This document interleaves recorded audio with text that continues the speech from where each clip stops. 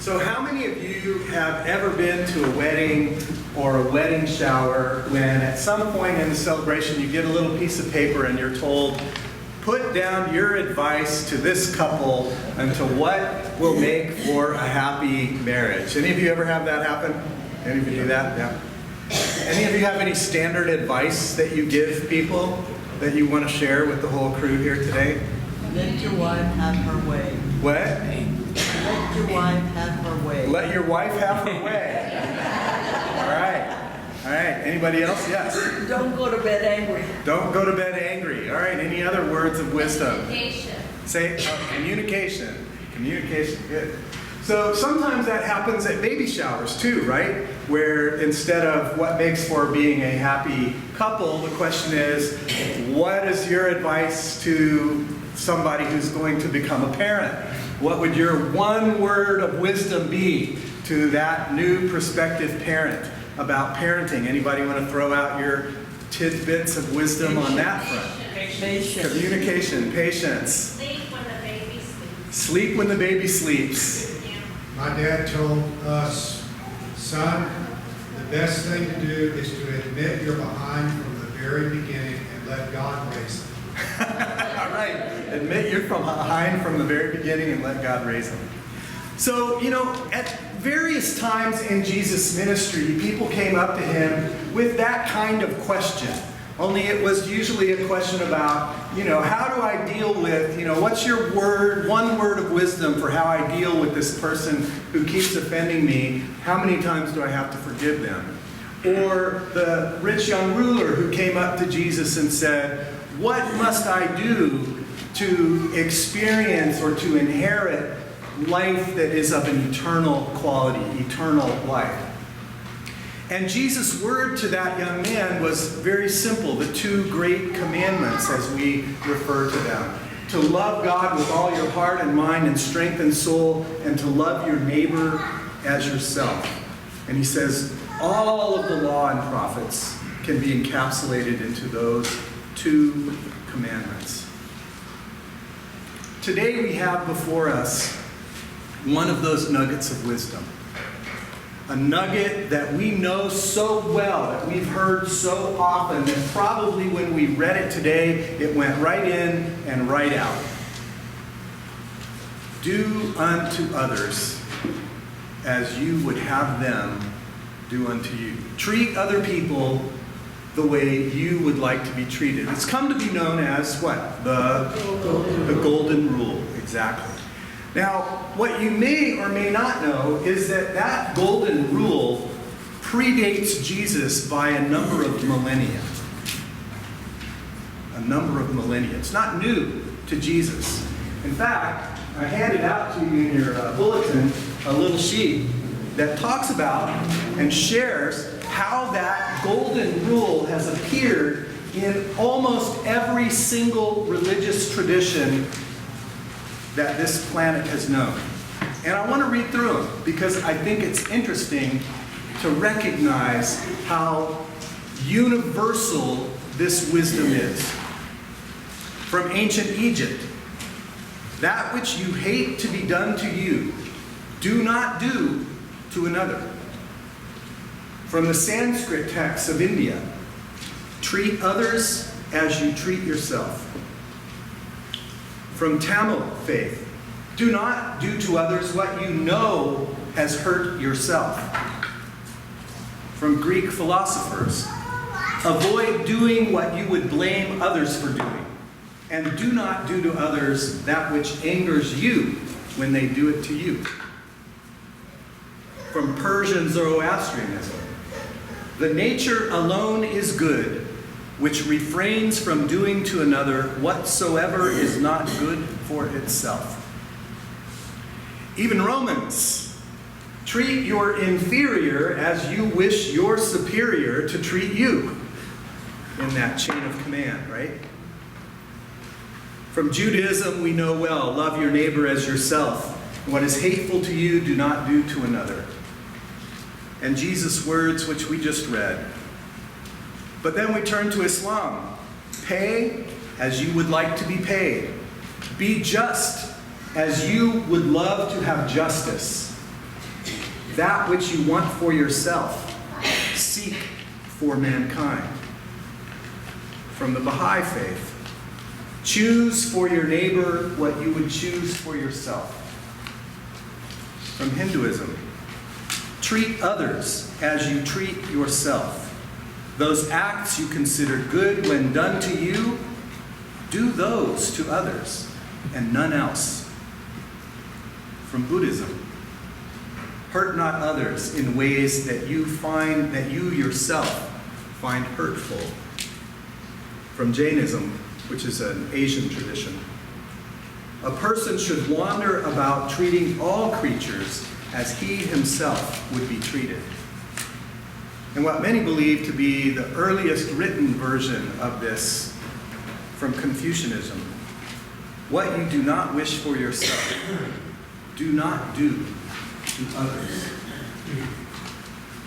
How does it strike you to hear a piece of wisdom that is so universally articulated across this planet over the last 3 millennia? How does that strike you? How does it strike you? As a fact. As a fact? Yeah. How else? Any other thoughts? Yeah. This is wisdom that has percolated up from all of human experience across the planet. This is a piece of wisdom that is so deep and so essential and so fundamental that every culture, every religious tradition has found it and held it up as something we should do and be. If there's anything in this Sermon on the Mount that should stick with us, it's this one piece. Treat other people the way you want to be treated. Either positively or negatively, right? It's like, don't do things to people that you don't want done to you, and do things to people that you do want done to you, right? It works on both sides of that. It's in the prohibitive and the prescriptive, the things that are good to do and the things you want to refrain from doing. And Jesus takes this one nugget, he takes this nugget and he holds it out in the Sermon on the Mount, and then he says, right after it, he says, because narrow is the gate and narrow is the road that leads to life, and few will find it. How unusual. Few will find it, and yet this is the most common wisdom that humanity has articulated in terms of how we should live with one another, what the guidance is for how we should live with one another, treat each other the way you want to be treated, and yet that's the narrow way. How is it that something so ubiquitous, so common, so everywhere is the thing that we, fewest of us, will choose to live by? That's the question. How do we manage to ignore? How do we manage to set aside such a simple and yet profound, life-orienting piece of wisdom? But we do, don't we? We set it aside all the time in favor of some other wisdom that we conjure in the moment to be of greater value. We set it aside so that we can treat somebody with that abusive, sarcastic anger, right? We set it aside so that we can denigrate that particular political opinion as idiots. We set it aside so that we can elevate ourselves. We set it aside so that we can claim our faith to be the only way. Treat others the way you would like to be treated. Karen Armstrong, who's one of the most celebrated scholars of world religions on the planet today, says this golden rule is not something to put on your wall on a nice plaque and think that that is all you really need to do to keep it in front of you. No, she says, the golden rule is like learning to drive a car. You can't learn to drive a car by reading the manual that the DPS puts out, can you? What do you have to do if you want to drive a car? You got to get behind the wheel and do it. You got to practice. You got to try. You got to feel what it's like to try and steer that car while it's moving. You got to get a sense for what the momentum does to you as you make turns. You've got to get a sense for what it's like to try and park yourself between two other vehicles without raking their car or yours in the process, right? You can't just think your way into that. You have to live your way into that behavior. She said, living by this rule is no different. You have to put it in practice. There's no other way to make it a part of your life. So I want to talk a little bit today about 4 things that, for me at least, are important ways to get that rule into our lives. And the first is that this rule requires of us to examine our own lives first. Because if I don't know, if I haven't figured out, if I haven't paid attention to what it is that hurts me, to what it is that injures me, to what it is that brings me pain, to what it is that erodes my dignity, to what it is that erodes my sense of self-worth, if I don't have enough awareness about that in my own life, then there is no way I will be able to avoid doing those things for somebody else, right? I'll just repeat it. I'll just do it. Because I'm not paying attention to the things that injure me and what has hurt me and why it's hurt me. If I don't examine my own life enough to discover what are the things that bring true contentment for my life, what are the things that bring deep joy to my life, what are the things that bring true happiness to my life, if I don't know what those things are, then how am I going to engender and foster and encourage those things for other people? I can't. So step 1, as Aristotle would say, is an examined life. Because an unexamined life is not worth living. If we don't look at our own life, if we don't learn the lessons of our own pain and joy, if we don't discover that and identify that, then there's no way we can treat others as we wish to be treated, because we don't even know what that is. So step 1 is just to pay attention to your own life. To look deeply at what brings you joy, and happiness, and contentment. And look deeply at the things that have wounded you most, so that you can avoid the bad and offer the good to someone else. The second thing that we need to learn how to do in order for that to become part of us is we need to learn what it means to empathize with someone else. To be empathic is to feel with someone else, to feel their pain, to feel their joy as well, to feel what they feel. Ex Vasquez would quote for me almost on a monthly basis, "Don't judge a man until you've walked a moon in his moccasins." Wisdom drawn from his scouting experience, wisdom that he held very deeply in his life. Perspective of non-judgment, because it recognizes that it's very hard to really know the true situation of another human being and all that they're going through. But empathy invites us, challenges us to step into those moccasins and to feel the pain that someone else is feeling. To feel the injustice that someone else is feeling, to feel the anxiety or the fear that someone else is feeling. And then to connect that with your own experience of those things. When have I felt this kind of pain?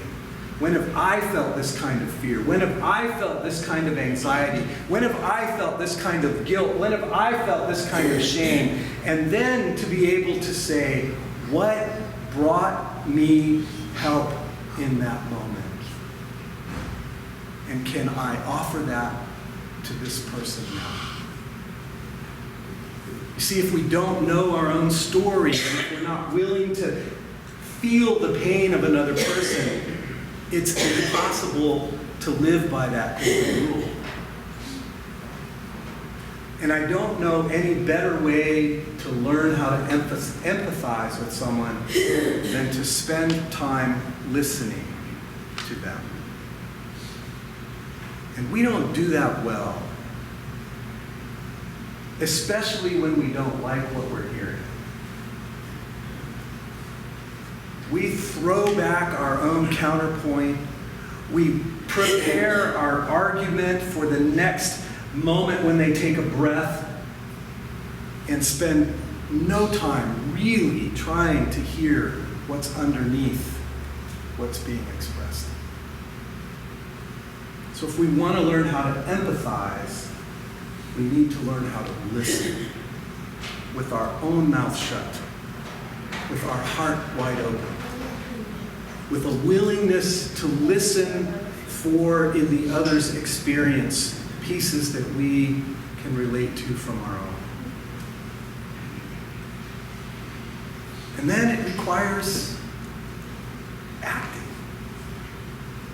You can listen and empathize, but if you're not willing to respond with the thing that will bring healing or counsel, support or love or affection or security, if you're not willing to then give it, you're not really fulfilling that golden rule of doing for others what you want them to do for you. Avoiding injuring others the way you also want to avoid being injured.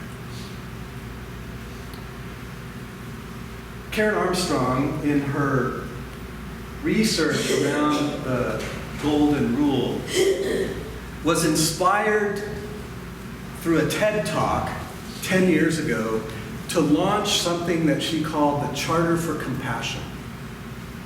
To say this one rule that all of our cultures and all of our religious communities have identified and held up, this could be for us the way forward as a human race toward a different way of living with one another. A way that is noted by compassion. And I shared with you in your bulletins a copy of that charter and its basic outline, and it's in Spanish on the back side, and it's been translated into every language of the planet, and it is a way to say, I want to make the effort to live compassionately by this rule. And you can sign on to the charter as an individual. You can sign on as a congregation to the charter.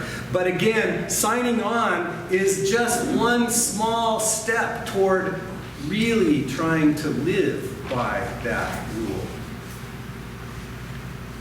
Because even if you post the charter on the wall of your office or in your bedroom or on the mirror in the bathroom so you see it every day, if all you do is look at it and don't ever get the car out of the garage and drive it, it's not going to become part of your life.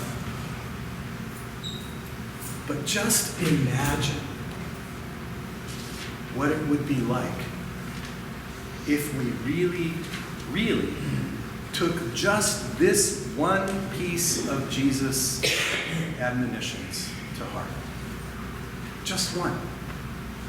We make living the Christian life a complicated plethora of do's and don'ts.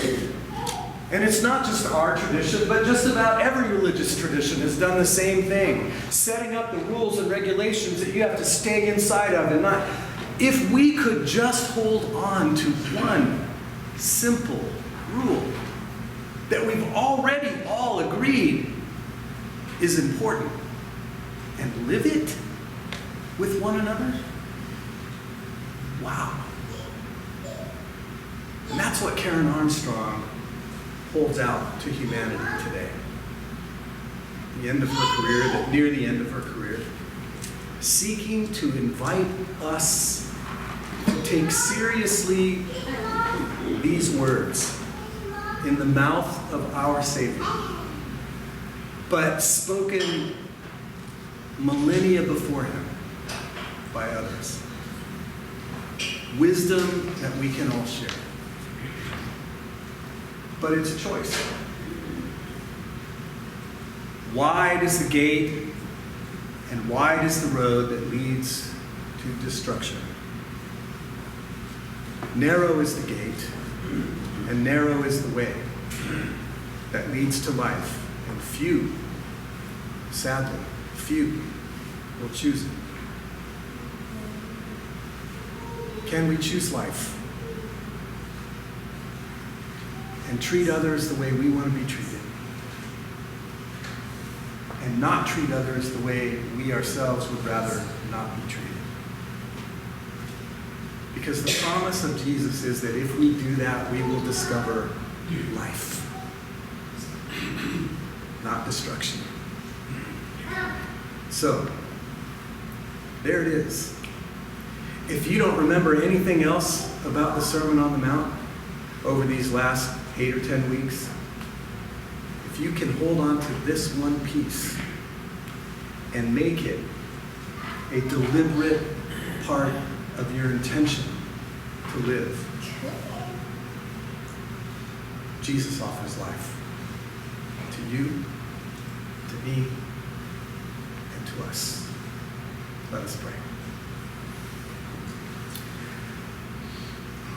Lord, sometimes we get all wrapped up in how unique and special we think our religious tradition is. And in the process of trying to be so unique and special, we have failed to see the deepest wisdom which your Spirit has sown within every culture and religion on this planet. Help us to return to what is deepest. Help us to return to what is shared and what is truest,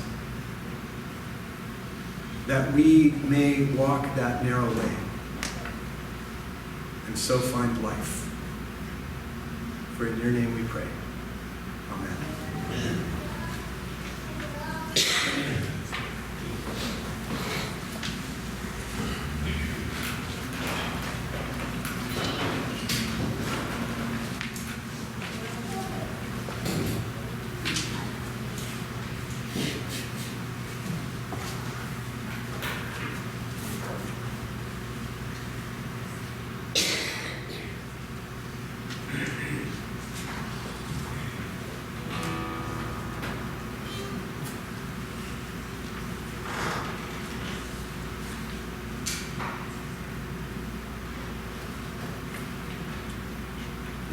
Before I do this song, Do Unto Others, I just wanted to share a personal experience that I had this past week.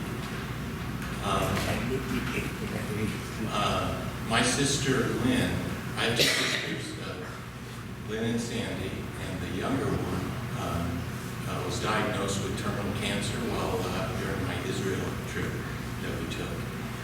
And so when I came back, I went there this past week. So there's a lot of important things that had to be talked about, and so I just want to give a lot of praise and thanks to 3 people from this congregation who really helped me out, and it was very beneficial, and it was just wonderful. And Servando was one of the ones who gave me some great advice and benefit. Olivia, and also Rod, and it just made all the difference.